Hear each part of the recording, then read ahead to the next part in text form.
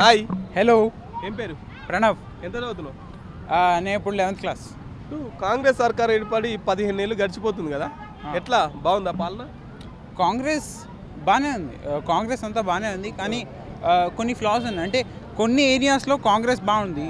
అంటే as a student, as a citizen నేను పెద్ద చూడట్లే. నాకు నా వరకు వచ్చే కరెంట్, ఫ్రీ గ్యాస్ లాంటివే చూస్తున్నాను. ఇప్పుడు చుట్టుపక్కల జరుగుతున్నవే చూస్తున్నాను. నాకు పెద్దగా ఏం తెలియదు. సో కొన్ని చోట్ల కాంగ్రెస్ బాగుంది, కొన్ని చోట్ల బీఆర్ఎస్ బాగుంది. సో ఇప్పుడు కాంగ్రెస్ అంటే చాలా బాగా పాలన చేస్తున్నారు రేవంత్ రెడ్డి. ఇంతకుముందు కేసీఆర్ పాలన బాగుందా, ఇప్పుడున్న రేవంత్ రెడ్డి పాలన మంచి? అదే చెప్తున్నా, రెండు బాగున్నాయి, కానీ రెండింటికి డిఫెక్ట్స్ ఉన్నాయి. లైక్ ఒక్కొక్కరి పాలనకి కొన్ని చిన్న చిన్న డిఫెక్ట్స్ ఉన్నాయి, కానీ యాక్చువల్లీ రెండు బాగున్నాయి. ఇద్దరు గ్రేట్ లీడర్స్, ఇద్దరు చాలా బాగా పాలన చేస్తారు యాక్చువల్లీ. ఇప్పుడు రేవంత్ రెడ్డి సార్ అంటే చాలా రెస్పాన్సిబుల్గా, ఏ చిన్న యాక్సిడెంట్ జరిగినా, ఇప్పుడు మొన్న నేను రీసెంట్గా వచ్చినప్పుడు చాలా హ్యాపీ ఫీల్ అయ్యా, కొత్తగా ఎవరో వచ్చారు అని చెప్పి.